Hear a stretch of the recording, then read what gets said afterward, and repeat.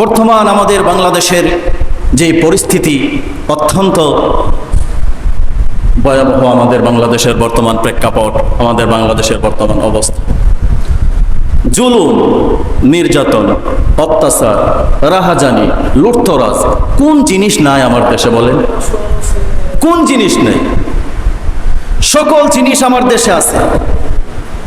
পৃথিবীতে যদি কোনো জরিপ করা হয়, কোনো হিসাব যদি করা হয় যে দুর্নীতির দিক দিয়ে, খারাপের দিক দিয়ে, স্বৈর শাসকের দিক দিয়ে পৃথিবীতে সর্বশ্রেষ্ঠ কোন দেশ, আমার মনে হয় বাংলাদেশ নাম্বার 1 সিরিয়ালে থাকবে। ঠিক কিনা বলেন?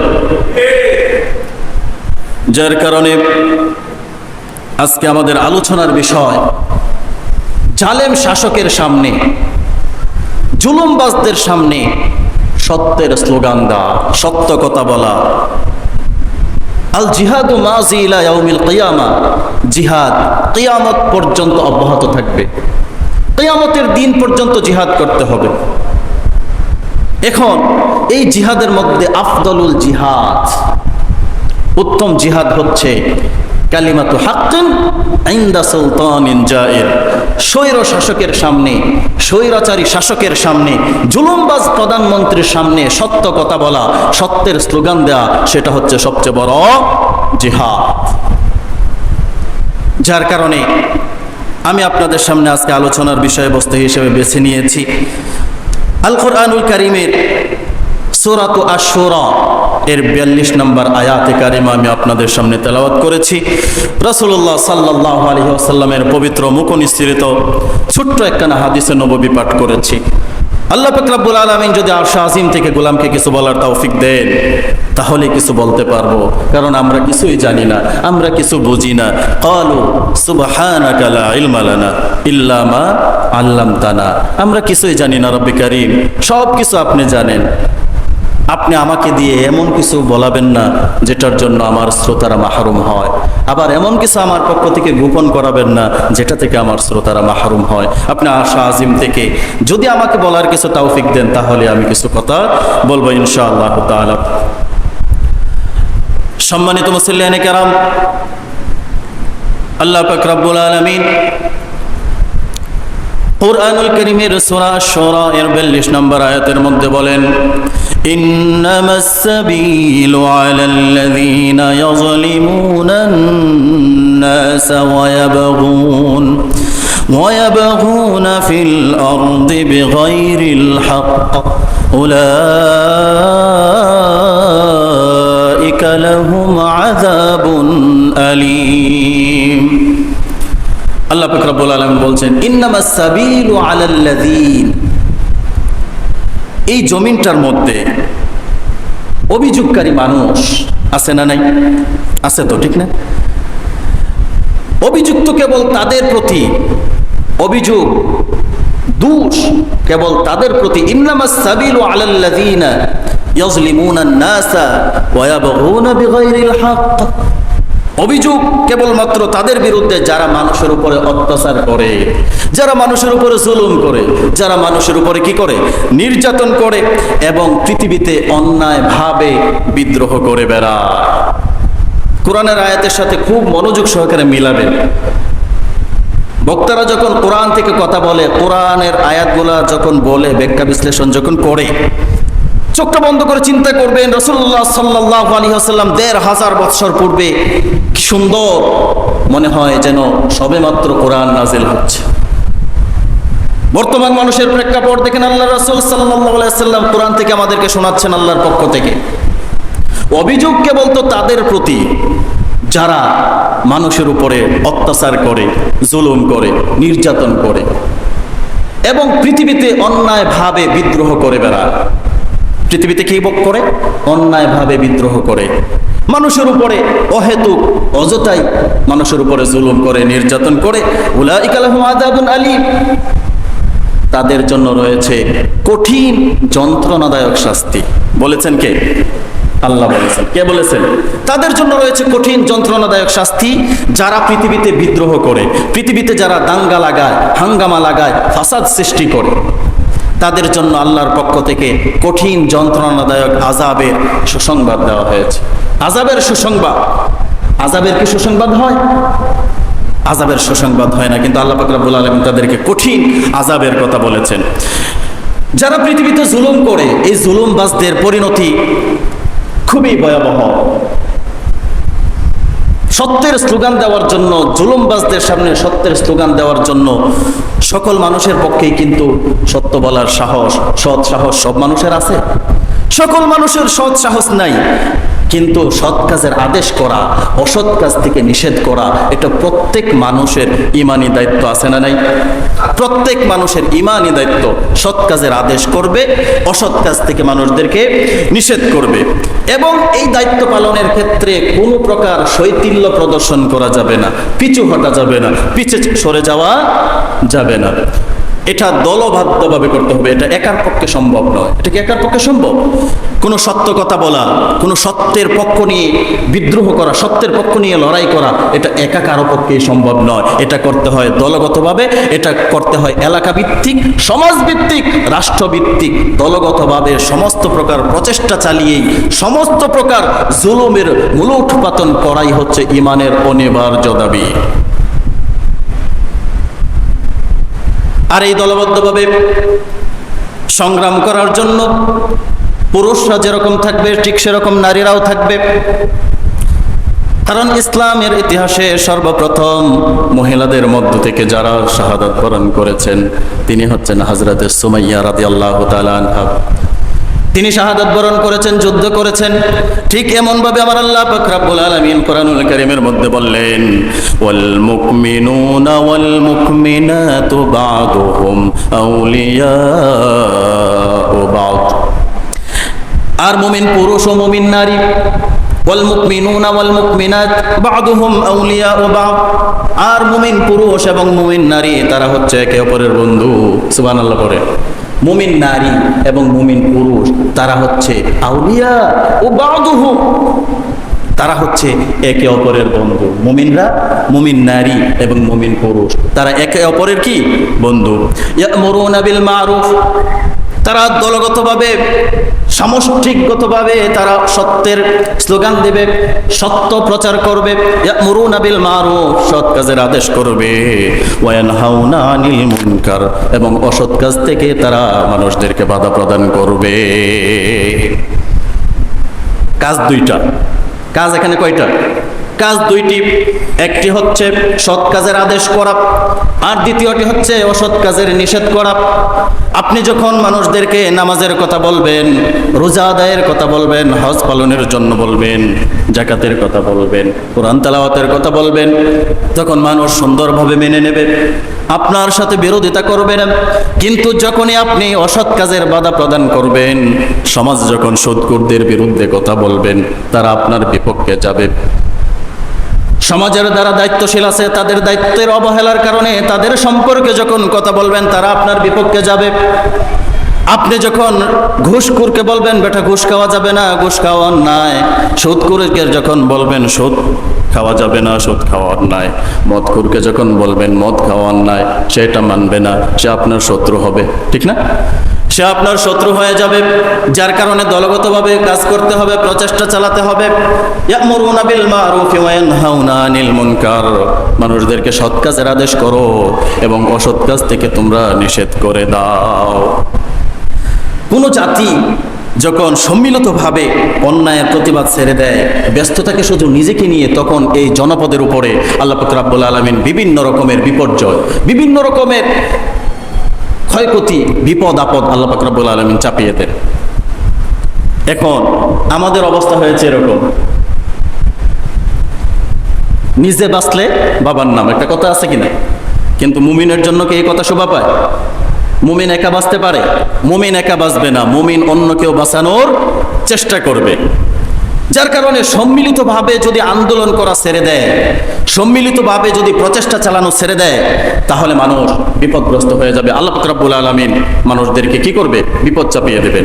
ওয়ালাউ আন্না আহলাল কুরা আমানু ওয়াত্তাকাউ লাফাতাহনা আলাইহিম বারাকাতিম মিনাস সামাই ওয়াল আরদ এই জনপদের মানুষেরা যদি ওয়ালাউ আন্না আহলাল কুরা আমানু ওয়াত্তাকাউ লাফাতাহনা আলাইহিম, এই জনপদের মানুষেরা যদি কি করতো, আমি আল্লাহর প্রতি ঈমান আনতো, আমি আল্লাহর প্রতি যদি বিশ্বাসী হতো, আমি আল্লাহকে যদি ভয় করত, তাহলে আমি তাদের জন্য আকাশ এবং জমিনের সমস্ত বারাকাতের দরজাগুলো খুলে দিতাম। সুবহানাল্লাহ। আকাশ এবং জমিনের বারাকাতের সমস্ত দরজাগুলো কি করতেন? তিনি খুলে দিতেন। এখন আল্লাহ পাক রব্বুল আলামিন যে বললেন সামষ্টিকভাবে, দলগতভাবে, ওয়াল মুমিনুনা ওয়াল মুমিনাত বা'দুহুম আউলিয়াউ বা'দ, তোমরা একে অপরের বন্ধু, নারী এবং পুরুষ, তোমরা দলগতভাবে কি করো? সৎ কাজের আদেশ দাও, অসৎ কাজ থেকে নিষেধ করো। সৎ কাজের আদেশ এবং অসৎ কাজের নিষেধ, যেটা বললাম, আপনি যখন সৎ কথার বলবেন আপনার শত্রু কম হবে, যখন অসৎ কাজে বাধা দিতে যাবেন তখন আপনার শত্রু বেড়ে যাবে। যখন আপনার ইউনিয়নের চেয়ারম্যান যখন দুর্নীতি করে, আপনি যখন এই দুর্নীতির বিপক্ষে বলবেন, তখন সে আপনার শত্রু হবে নাকি বন্ধু হবে? কথা বলেন, শত্রু হবে নাকি বন্ধু হবে? শত্রু হয়ে যাবে। আপনার আসনের এমপি যদি দুর্নীতি করে, রাহাজানি করে, লুটতরাজ করে, আপনি যদি তার বিরুদ্ধে কথা বলেন, বিরুদ্ধে নয়, মূলত আপনি সত্য যদি উপস্থাপন করেন, এই এমপি আপনার বিরুদ্ধে চলে যাবে। এই এমপি মনে করবে আপনি তাকেই বলতেছেন, তার বিরুদ্ধে বলতেছেন, মূলত তার কাছে চরিত্র খারাপ থাকার কারণে, কোরআন এবং সুন্নাহ থেকে বলার কারণে সে মনে করে যে আমাকে বলছে। সে আপনার বিরুদ্ধে চলে যাবে, সে আপনার শত্রুতে পরিণত হবে এবং চরম ধরনের বড় শত্রুতে পরিণত হবে।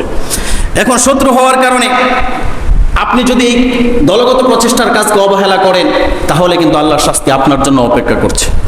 আল্লাহ পাক রব্বুল আলামিন বলেন, কানু লা ইয়াতানাহাউনা আন মুনকারিন ফাআলু লাবিসা মা কানু ইয়াফআলুন। আর যেসব গর্হিত কাজ করত, আর যেসব গর্হিত কাজ তারা করত, সেই সমস্ত কাজের জন্য তারা একে অপরকে বারণ করত না। আপনার চোখের সামনে খারাপ কাজ হচ্ছে, আপনি মনে করলেন আমি হজ করে আসছি, আমি দুনিয়ার কোনো কাজের সাথে আমার সম্পর্ক নাই, মাথা নিচু করে তাসবিহ দানা জপতে জপতে যদি চলে যান, এই তাসবিহ দানার মধ্যে কোনো ফায়দা আপনার জন্য নাই, ঠিক কিনা?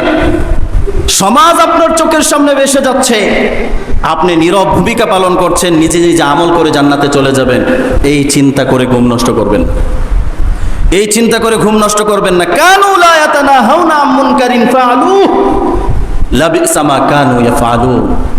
তারা যে সমস্ত গর্হিত কাজ করত, মানে বিশৃঙ্খলা সৃষ্টিকারীরা, জুলুমবাজেরা যে সমস্ত জুলুম নির্যাতন করত, সেই জুলুম নির্যাতনের বিরুদ্ধে তুমি কথা বলো নাই, তুমি চুপ ছিলে, তাহলে কি হবে? কানু মা কানু ইয়াফআলুন, একে অপরকে বারণ করতো না, তারা যা করতো তা কতই না নিকৃষ্ট কাজ। ওরা খারাপ কাজ করে যতটুকু নিকৃষ্ট, আপনি বাধা না দিয়ে আপনি ততটুকু নিকৃষ্ট। কথা বলেন, যারা খারাপ কাজের সাথে জড়িত, যারা জুলুম করে, নির্যাতন করে, অত্যাচার করে, তারা অত্যন্ত খারাপ লোক।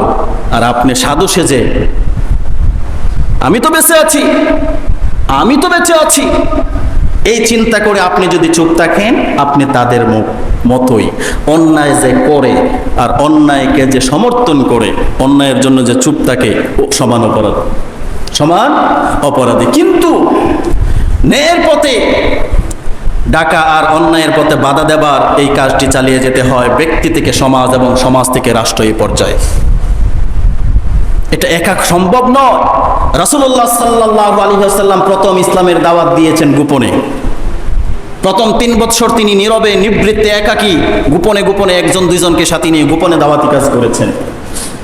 কিন্তু যখন পরিবেশ হয়ে গেছে, তখন প্রকাশ্যে দাওয়াত দিতে শুরু করলেন। আমার দেশ বর্তমানে এই সোনার দেশ, যেই প্রেক্ষাপট বর্তমান বাংলাদেশের চলছে, যে অস্থিরতা বাংলাদেশের মধ্যে বিরাজ করছে, এই বাংলাদেশের জন্য আমাদের ছাত্র ভাইয়েরা যেভাবে আন্দোলন করছে অধিকার আদায়ের জন্য, এটা অবশ্যই অবশ্যই যৌক্তিক, ঠিক কিনা বলেন? ছাত্রদের এই আন্দোলন আমাদের প্রত্যেকের শারীরিক, আর্থিক, মানসিক সকলভাবে এই আন্দোলনের মধ্যে সমর্থন দেওয়া এটি ইমানি দায়িত্ব। এটা ব্যক্তি থেকে সমাজ, সমাজ থেকে রাষ্ট্র পর্যন্ত একতাবদ্ধভাবে কাজ করতে হবে। যারা সুশাসন, ন্যায়পরায়ণ শাসক, তারা তার রাজ্যে, তার দেশের অন্যের মতামতকে প্রাধান্য দেয়। আর যারা জালিম শাহী, যারা জুলুমবাজ, যারা শয়তানের অনুসারী, তারা তাদের দেশের জনগণের কোনো মতকে তারা কি করে না, পরোয়া করে না, গ্রহণ করে না। অথচ মসজিদে যখন আপনার মসজিদের খতিব সাহেব, ইমাম সাহেব যখন নামাজ আদায় করেন, তার পিছনে সকল শ্রেণীর মানুষেরা নামাজ আদায় করে। কুলি মজুর থেকে নিয়ে শুরু করে দেশের সর্বোচ্চ স্তরের লোক পর্যন্ত সেই ইমামের পেছনে নামাজ আদায় করে। ইমাম সাহেব যখন সূরা ফাতিহার পরে অন্য একটি সূরা মিলায়া যখন রুকুতে যাওয়ার কথা, রুকুতে না গিয়ে সোজা যদি সেজদাতে চলে যায়, পিছনের সমস্ত মুসল্লিরা কি বলে? লুকমা দেয়, ঠিক না? কথা বলেন না কেন? লুকমা দেয় না? সেখানে রিক্সাওয়ালাও দেয়, যে প্রেসিডেন্ট সেও দিতে পারে, সাধারণ সকল মানুষের জন্য উন্মুক্ত এই লুকমা দিতে পারবে। ইমাম যদি লুকমা গ্রহণ না করে সালাম ফিরিয়ে তারপরে যদি বলে, বেটা তুমি রিক্সা চালাও, তোমার কত বড় সাহস, তুমি আমি ইমাম সাহেবকে লুকমা দিলা, এই ইমামের চাকরি আপনাদের মসজিদে থাকবে? কথা বলেন, থাকবে? আমার কথা বুঝতে কষ্ট হচ্ছে না তো মনে হয়? ইমামের চাকরি থাকবে? এক তো ভুল করলেন, লুকমা দেওয়ার পরে লুকমা গ্রহণ করলেন না, আবার তাকে ধমক দিচ্ছেন, আপনার এই মসজিদে চাকরির দরকার নাই, আগামী ওয়াক্ত থেকে আপনি অন্য চিন্তা করেন। ঠিক যখন রাষ্ট্রের একজন নেতা হবে, রাষ্ট্রের প্রধান যখন হবে, রাষ্ট্রপ্রধান যখন ভুল করবে, রাষ্ট্রপ্রধান যখন অন্যায় পথে যাবে, ভুল পথে যাবে, দেশের জনগণ তাদেরকে শুধরানোর জন্য লুকমা দিবে।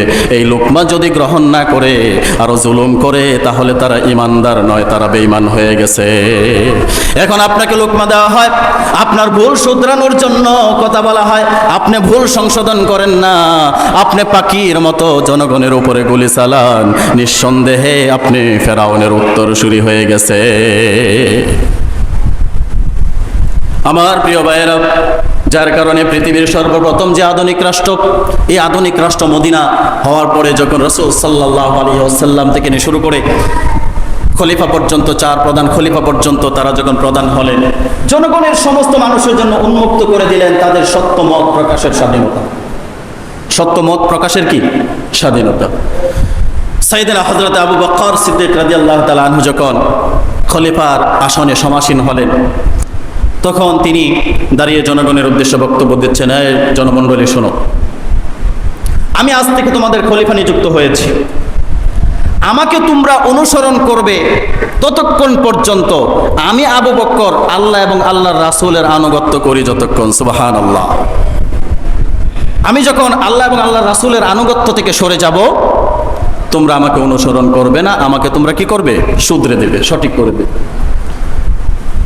হযরত ওমর ফারুক রাদিয়াল্লাহু তাআলা আনহু যখন খলিফা হলেন, তিনি একইভাবে জনগণকে উদ্দেশ্য করে বললেন, এই জনগণ শোনো, আমি যদি ভুল করি, আমি যদি ভুল পথে যাই, তাহলে তোমরা কি করবে? তাৎক্ষণিকভাবে জনগণের মধ্য থেকে একজন দাঁড়ালো, দাঁড়ায় বলল, এই তরবারি দ্বারা তোমাকে সোজা করে দেব, এই তরবারি দ্বারা তোমাকে কি করব? সোজা পথে নিয়ে আসবো। মানে সোজা পথের কথা আমরা তোমাকে বলে দেব। এখন আমাদের দেশে সত্য বলা যায় না, হক বলা যায় না, এক তো চুরির উপরে আবার সিনা চুরি করে, সত্য বললে বিভিন্ন তহমক লাগায় দেয়। কোটা প্রথা আমাদের দেশে চলছে, কোটা প্রথা। এই কোটা প্রথা কেন থাকবে? যে প্রকৃত পক্ষে মেধাবী, একটা চাকরি পাওয়ার জন্য প্রকৃত পক্ষে যে অধিকার, যার যোগ্য, তাকেই তো পাওয়া উচিত। এখন এই কোটার কারণে মেধাবীদের কোনো চাকরি নাই, মেধাবীদের জায়গা নাই। যত প্রকারের চোর, যত প্রকারের দুর্নীতিবাজ, সেইগুলাকে দিয়ে সমস্ত সেক্টরগুলোকে ভরপুর করে রাখা হয়েছে। এগুলো হচ্ছে জুলুম, এগুলো জাতির সাথে তামাশা করা, এগুলো জাতির সাথে খেয়ালিপনা করা। এইগুলা যদি করে তাহলে সেই শাসকের কোনো সময় ইমানদার শাসক হতে পারে না। এরপরে দেখেন আমার প্রিয় ভাইয়েরা, অপরদিকে ক্ষমতা যাদের অন্ধ এবং বিমোহিত করে রেখেছে, আবু বকর, উমর, রাসূলুল্লাহ সাল্লাল্লাহু আলাইহি ওয়াসাল্লাম জনগণের সমস্ত মতামত, সত্য সমস্ত মতামত গ্রহণ করে নিয়েছেন, তাদের মতামত দিলে তাদের মতামত গ্রহণ করেছেন। কিন্তু যারা ক্ষমতার কারণে অন্ধ, যারা ক্ষমতায় টিকে থাকার জন্য রাষ্ট্রীয় ক্ষমতা এবং রাষ্ট্রীয় সরকারি বাহিনী দিয়ে ক্ষমতায় টিকে থাকার জন্য পায়তারা চালাচ্ছে, তাদের মধ্যে অন্যতম হচ্ছে বর্তমান আমাদের দেশের প্রধান। ক্ষমতায় টিকে থাকার জন্য সরকারি বাহিনী হস্তক্ষেপ, স্বাধীন নাই, কোনো স্বাধীনতা নাই। অথচ প্রত্যেকটা জনগণের জন্য নিরাপত্তার বিধান নিশ্চিত করা দরকার ছিল এই রাষ্ট্রপ্রধানের। আপনারা দেখেছেন বর্তমানে যে কোটা আন্দোলন হচ্ছে, তাম বাংলাদেশ ফুঁসে উঠেছে। প্রথম রংপুরের বেগম রোকেয়া বিশ্ববিদ্যালয়ের ইংরেজি ডিপার্টমেন্টের যে ছাত্র আবু সাঈদ, আপনারা মিডিয়ার কল্যাণে দেখতে পেরেছেন, এই আবু সাঈদ ওই বিশ্ববিদ্যালয়ের এই আন্দোলনের সমন্বয়কারী। তাকে প্রকাশ্যে সে বুক পেতে গুলি নিয়েছে, তাকে গুলি করেছে পুলিশ।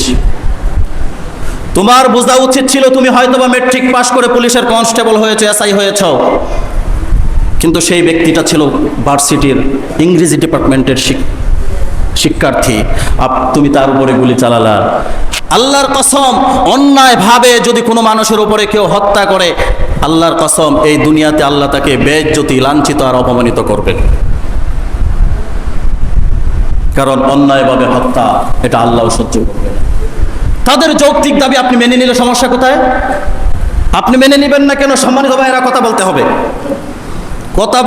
মান রাআ মিনকুম মুনকারান ফালিয়ুগাইয়িরহু বিয়াদিহি ফাইন লাম ইস্তাতি ফাবিলিসানি ফাইন লাম ইস্তাতি ফাবিকলবি ওয়া যালিকা আদআফুল ঈমান। তোমার সামনে যদি কেউ অন্যায় করে, তাকে তুমি হাত দ্বারা প্রতিহত করো। হাতের যদি শক্তি না থাকে, ফাইন লাম ইস্তাতি ফাবিলিসানি, মুখের জবান দ্বারা বক্তৃতা দাও।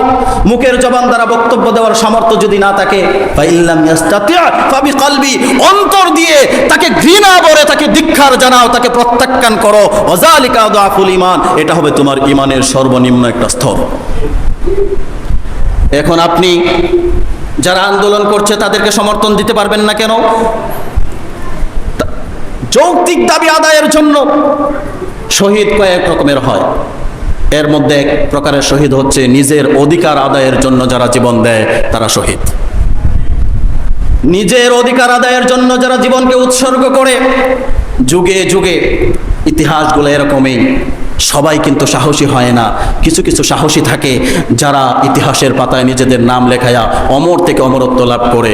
পৃথিবী যতদিন জীবিত থাকে, পৃথিবী যতদিন পর্যন্ত বহমান থাকবে, চলমান থাকবে, ততদিন পর্যন্ত রফিক, সালাম, বরকত, জব্বার তাদেরকে ভুলে যাবে না। ঠিক এরকম ভাবে আবু সাঈদ থেকে নিয়ে শুরু করে নরসিংদীর এনকেএম হাই স্কুলের 10ম শ্রেণীর ছাত্র তাহমিদ পর্যন্ত এই আবু সাঈদের নাম আর কখনো বাংলার মানুষ কখনো ভুলে যাবে না। তারা ইতিহাসের পাতায় নিজেদেরকে লিপিবদ্ধ করেছে। অল্প কিছু পরিবারের লোকজনের জন্য এবং কিছু প্রিয়জনদের ভালোবাসাকে ডিঙ্গিয়ে সবার জন্য হয়ে কাজ করেছে আবু সাঈদ। কথা বলেন না কেন? কথা বলতে ভয় পান? আবু সাঈদ তার পরিবারের মায়া ভুলে গেছে, ভালোবাসার প্রিয়জনদের মায়া ভুলে গেছে। সে সবার জন্য হয়ে সবার জন্য কাজ করেছে, নিজের জীবনকে উৎসর্গ করে দিয়েছে। আপনি চিন্তা করতে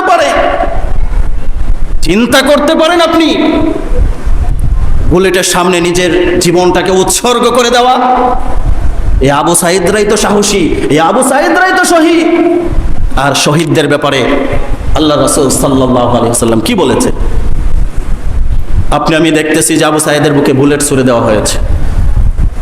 ইসলামী আন্দোলন করার জন্য ইসলামী আন্দোলনের কর্মীদেরকে ফাঁসির দড়ি গলায় দিতে হয়েছে, ঢেকারের গোতা দিতে হয়েছে, বুলেট দিয়ে জাজরা করে দেওয়া হয়েছে। কিন্তু তাদের কষ্ট কতটুকু হয়েছে? মৃত্যু যন্ত্রণা প্রত্যেকের আছে না নেই? রাসূলুল্লাহ সাল্লাল্লাহু আলাইহি ওয়াসাল্লাম যখন মৃত্যুর সময় বারবার হাত পানিতে ভিজাচ্ছিলেন আর চেহারা মোবারক মুছতেছিলেন আর বলতেছেন, লা ইলাহা ইল্লাল্লাহ ইন্না লিল মাউতি সাকারাত, নিশ্চয়ই মৃত্যুতে আছে অনেক কষ্ট, আল্লাহ ছাড়া কোনো ইলাহ নাই। মৃত্যুতে কি আছে? অনেক কষ্ট, কিন্তু কারো কষ্ট কম, কারো কষ্ট বেশি। এই কমের মধ্যে সবচেয়ে কম কষ্ট হচ্ছে যারা শাহাদাত বরণ করে, যারা আল্লাহর রাস্তায় জীবন দেয়, দিন প্রতিষ্ঠার জন্য জীবন দেয়, যারা নিজের অধিকার আদায়ের জন্য জীবন দেয়। মা ইয়াজিদু শাহিদু মিন মাসিল কাতলি ইল্লা কামা ইয়াজিদু আহাদুকুম মিন মাসিল কারসা।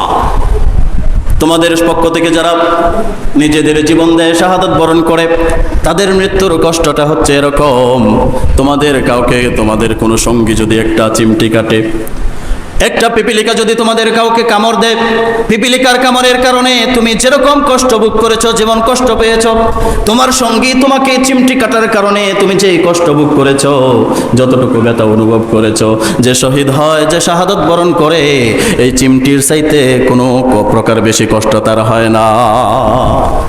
সুবহানাল্লাহ বলতে পারেন না?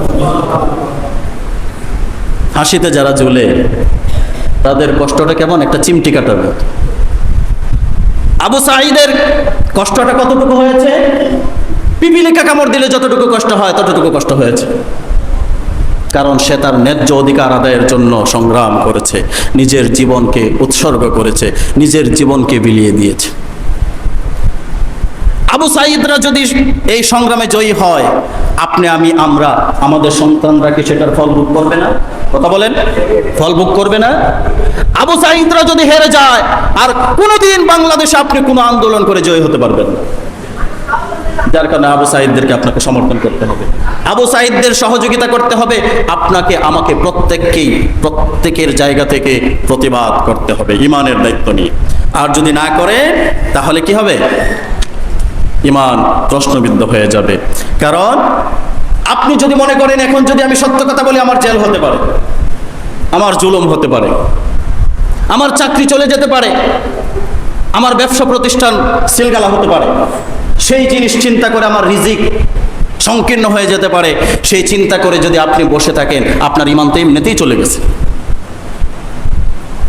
কারণ কালিমাতু হাক্কিন ইনদা সুলতানিন জাইর, স্বৈরাচারী শাসকের সামনে সত্যের স্লোগান দেওয়া, সত্য কথা বলা, এটা হচ্ছে সবচেয়ে বড় জিহাদ।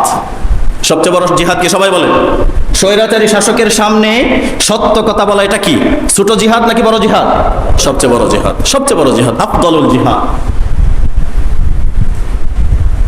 আপনি জনগণের কথা মানতে পারবেন না, জনগণদের বিরুদ্ধে আপনি প্রশাসন লাগিয়ে দিবেন, প্রশাসনদের এত বেশি উন্মুক্ত করে দিয়েছেন, এত বড় স্বাধীনতা দিয়েছেন, যারা এই দেশের, এই জাতির ভবিষ্যৎ, আগামীর ভবিষ্যৎ, সেই মেধাবী ছাত্র ছাত্রীদের বুকে আপনি গুলি চালানোর অর্ডার দেন, আপনি তামাশা করেন লোকজনের সাথে। আমার সম্মানিত ভাইয়েরা, সম্মানিত মুসলিয়ানে কেরাম, খুব কষ্ট। আমাদের দেশে এক মহাপুরুষ, মহামুফাসসির, আল্লাহ পাক রব্বুল আলামিন তাকে জান্নাতের সর্বোচ্চ মাকাম দান করেন, পড়ে আমিন। আমাদের কোরআনের পাখি আল্লামা সাঈদী, তিনি বলেছিলেন, আমি দেখতে পাচ্ছি বাংলার উত্তর গগনে, বাংলাদেশের আকাশে উত্তর গগনে খারো খালো অমাবস্যা মেঘ জমা হয়েছে। ও মুসলমানেরা, যদি সক্ষমভাবে মোকাবেলা করতে না পারো, বাংলাদেশে আর সুবেহ সাদেক হওয়া সম্ভব নয়। আসলে যারা ইমানদার, যারা আল্লাহওয়ালা, তারা অন্তর দিয়ে দেখে, তারা অন্তর দিয়ে বুঝতে পারে, তার প্রত্যেকটা কথা আজকে সূর্যের মতো বাংলাদেশে বাস্তবায়ন হচ্ছে।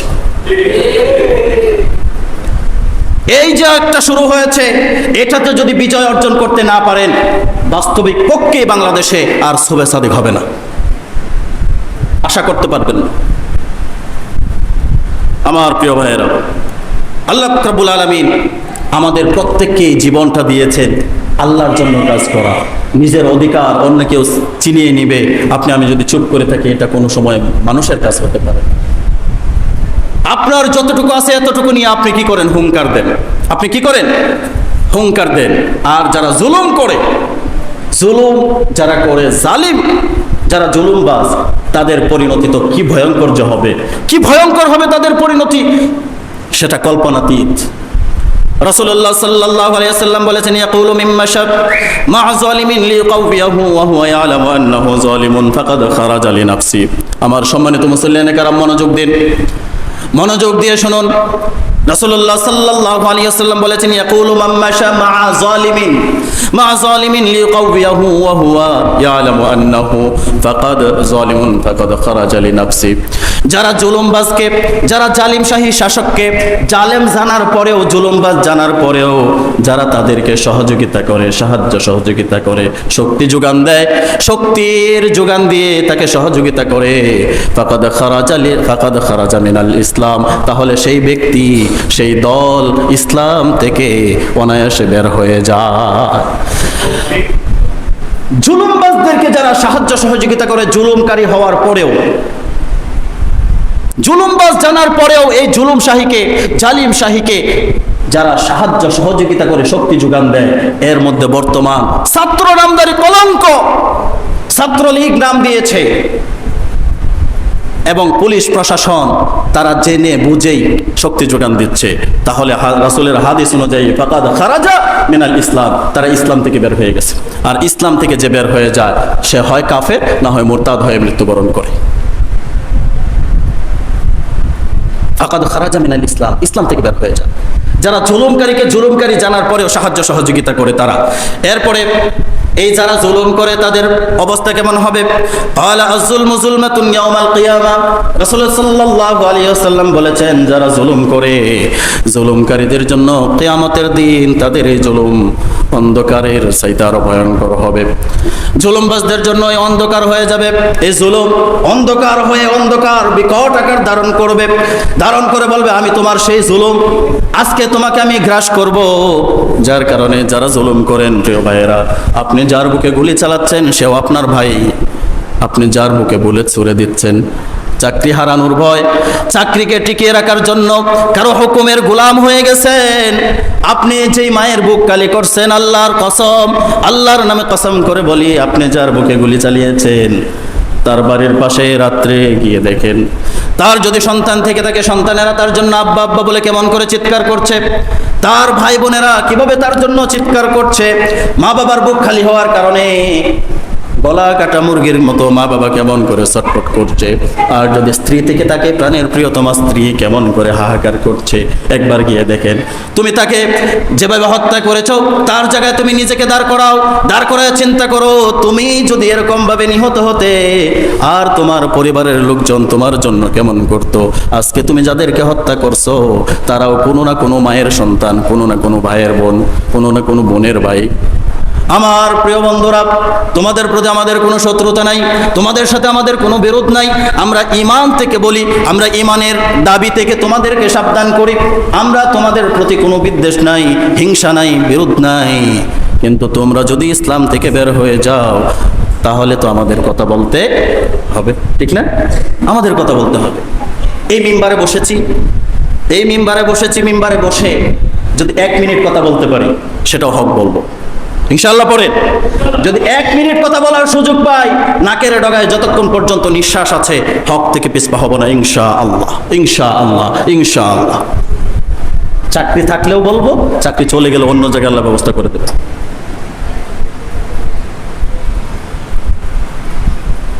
এই মিম্বার আমাকে রিজিক দেয়, কথা বলেন, এই মিম্বার আমাকে রিজিক দেয়? এই মিম্বার আমাকে রিজিক দেয়, এই চিন্তা করে যদি আমি আপনাদেরকে নিয়ে নামাজ পড়ি, আপনাদের ইমামের এই তো ইমান নয়, আপনাদের নামাজ হবে কেমন করে? রিজিকের ফয়সালা জমিনে কোথায়? যার কারণে সম্মানিত ভাইয়েরা, জীবন একটা, এই একটা জীবনকে সুন্দর করে, একটা জীবনকে সুন্দর করেন, একটা জীবনকে রঙিন করেন, মানুষের জন্য হয়ে কাজ করেন, মানুষের জন্য হয়ে যান, নিজের আখের গোছানোর জন্য করবেন না। সত্যকে সত্য, মিথ্যাকে মিথ্যা বলতে শিখুন, সাদাকে সাদা, কালাকে কালো বলতে শিখুন। আমার সম্মানিত ভাইয়েরা, দেখেন জুলুম যারা করে তাদের ব্যাপারে কথা হচ্ছে ফামা বাকাতা আলাইহিমুস সামা ওয়াল আরদ, তাদের জন্য আকাশ এবং জমিনে কেউ কান্না করে না, আকাশ এবং জমিনে কেউ কান্না করে না। একজন সাহাবী প্রশ্ন করলো, আকাশ এবং জমিন কি কারোর জন্য কান্না করে? আকাশ এবং জমিন কি কারোর জন্য কান্না করে নাকি? বলা হলো হ্যাঁ কান্না করে। কারণ আকাশ এবং জমিন কান্না করে প্রত্যেকটা মুমিনের জন্য আকাশ থেকে রিজিক আসার দরজা আছে না নাই? এবং জমিন থেকে তার আমল আকাশে ওঠার জন্য দরজা আছে না নাই? কোনো মুমিন যখন ইন্তিকাল করে, কোনো মুমিন যখন দুনিয়া থেকে বিদায় হয়, তার বিয়োগ হওয়ার কারণে আকাশের যে দরজাগুলো আছে, আকাশের দরজার ফেরেশতারা সহ এই দরজাগুলো কান্না করে, আহারে আহারে, আজকে থেকে এই দরজা দিয়ে আর রিজিক যাবে না, আমরা এই ভালো মানুষের খাদ্যের যোগান দিতে পারবো না। জমিন থেকে আমল উপরে ওঠার জন্য যে দরজা আছে, সেই দরজার পাহারাদার নিযুক্ত ফেরেশতারা চিৎকার করে কান্না করে আর বলে, আহারে আজকে থেকে এই ভালো মানুষের আমল আর আমাদের কাছ দিয়ে আসবে না। যার কারণে আকাশ এবং জমিন কান্না করে। কিন্তু অপর পক্ষে যারা জুলুম করে, নির্যাতন করে, তারা মৃত্যুবরণ করার পরে এই বাংলাদেশে ইন্না লিল্লাহ পড়ে নাই, আনন্দ মিছিল করে, এরকম মৃত্যু বাংলাদেশে হয়েছে। আবার এমন মৃত্যু হয়েছে যার মৃত্যুতে মানুষ মৃত্যুবরণ করে, যার ফাঁসির আদেশ শোনার পরে একদিনে 70 জন 150 জন মানুষ জীবনকে বিলায়া দেয়। এটা হচ্ছে জীবন। সব জীবন এক নয়। আমার ভাইয়েরা, একটা হাদিস বলে শেষ করব। রাসূলুল্লাহ সাল্লাল্লাহু আলাইহি ওয়াসাল্লামের দীর্ঘ হাদিস, মনোযোগ দিয়ে শুনেন। আমার ভাইয়েরা, যারা ছাত্র রাজনীতি করো, যারা ছাত্র রাজনীতির সাথে জড়িত আছেন, চিন্তা করেন। কারণ কোনো মানুষ যদি কাউকে নিন্দা সূচক কারণ মৃত্যুতে আলহামদুলিল্লাহ পড়ে, সে নিঃসন্দেহে জাহান্নামে চলে যাবে। সুবহানাল্লাহ।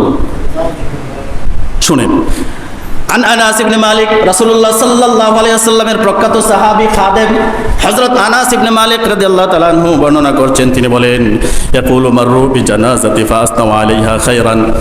আমরা কতজন সাহাবী, কিছু সংখ্যক সাহাবী একটা জানাজার পাশ দিয়ে যাচ্ছিলাম। জানাজার পাশ দিয়ে যাওয়ার সময় সাহাবারা বলল খায়রান, তার সম্পর্কে ভালো গুণাগুণ বর্ণনা করলাম। রাসূলুল্লাহ সাল্লাল্লাহু আলাইহি ওয়াসাল্লাম তাদের ভালো গুণ বর্ণনা করা শুনে বললেন ওয়াজাবাত, তার জন্য ওয়াজিব হয়ে গেল। এরপরে সুম্মা মাররু বিউখরা ফাসনাউ আলাইহা শাররা, অতঃপর আমরা আরেকটা জানাজার পাশ দিয়ে যাইতেছিলাম। যাওয়ার সময় সাহাবারা এবং লোকজন তাদের সম্পর্কে নিন্দাসূচক মন্তব্য করলো। রাসূল বললেন ওয়াজাবাত, তার জন্য ওয়াজিব হয়ে গেল। এরপরে ওয়াজাবাত বলার পরে হযরত ফাকাল উমর ইবনুল খাত্তাব রাদিয়াল্লাহু তাআলা আনহু বলেন, মা ওয়াজাবাত? ক্বাল, ওগো আল্লাহর নবী, কার জন্য ওয়াজিব হয়ে গেল? হাযা, কার জন্য ওয়াজিব হয়ে গেল? আল্লাহ রাসূল বললেন, আসনাইতুম আলাইহি খায়রা, তোমরা যখন প্রথম জানাজার কাছ দিয়ে যাচ্ছিলে তখন তোমরা বলাবলি করতেছিলে সেই লোকটা ভালো, সেই লোকটা অনেক ভালো ছিল, তার প্রশংসা করতেছিলে, তার ভালো গুণ বর্ণনা করতেছিলে, যার কারণে তার জন্য জান্নাত ওয়াজিব হয়ে গেছে। আর দ্বিতীয় ব্যক্তি সম্পর্কে যখন তোমরা নিন্দাসূচক মন্তব্য করতেছিলে, নিন্দাসূচক মন্তব্য করার কারণে, তোমাদের মন্তব্যের কারণে এই ব্যক্তিটা জাহান্নামী হয়ে গেছে, নাউযুবিল্লাহ, এবং জাহান্নাম তার জন্য ওয়াজিব হয়ে গেছে। কেন ওয়াজিব হয়ে গেল? ওয়াজাবাত লাহুন নার আনতুম শুহাদাউল্লাহি বিল আরদ, কারণ হচ্ছে তোমরা হচ্ছো এই জমিনে আমার আল্লাহর সাক্ষী। আমার প্রিয় ভাইয়েরা, যারা ছাত্র রাজনীতির সাথে জড়িত, ছাত্র রাজনীতির সাথে জড়িত, তোমরা মৃত্যুবরণ করলে মিডিয়ার মধ্যে দেখো হাজার হাজার কমেন্ট তোমাদের বিপক্ষে আলহামদুলিল্লাহ পড়ে দেয়। আর ভাই, তোমরা তো জাহান্নামের অধিকারী হয়ে গেছো, জাহান্নামের অধিকারী হয়ে গেছো রাসূলের ভাষা অনুযায়ী। এই ভাষা কি আমার নাকি রাসূলের? রাসূলের কথাগুলো আমি আমার ভাষা দিয়ে বলে দিচ্ছি। মানে কারো মৃত্যুতে যদি কেউ আলহামদুলিল্লাহ পড়ে, সে জাহান্নামী হয়ে যায়। আর এখন তো একটা দলের মানুষ, একটা দলের ছাত্র আছে যাদের মৃত্যুতে ছোট থেকে বড় সবাই আলহামদুলিল্লাহ পড়ে, ইন্নালিল্লাহ মুটে 10 জনেও পড়ে না, ঠিক কিনা বলেন? যার কারণে সম্মানিত ভাইয়েরা, নিজেদের হক আদায়ের জন্য, ইসলাম প্রতিষ্ঠার জন্য আমরা সকলে একতাবদ্ধ হয়ে কাজ করতে রাজি আছি ইনশাআল্লাহ। ইনশাআল্লাহ জীবন আল্লাহর, মৃত্যু আল্লাহর। কুল ইন্না সালাতি ওয়া নুসুকি ওয়া মাহইয়ায়া ওয়া মামাতি লিল্লাহি রাব্বিল আলামিন। আমার জীবন, আমার মরণ, আমার হায়াত, আমার জিন্দেগি, আমার সালাত, আমার কুরবানি সব হচ্ছে কার জন্য? আল্লাহর জন্য।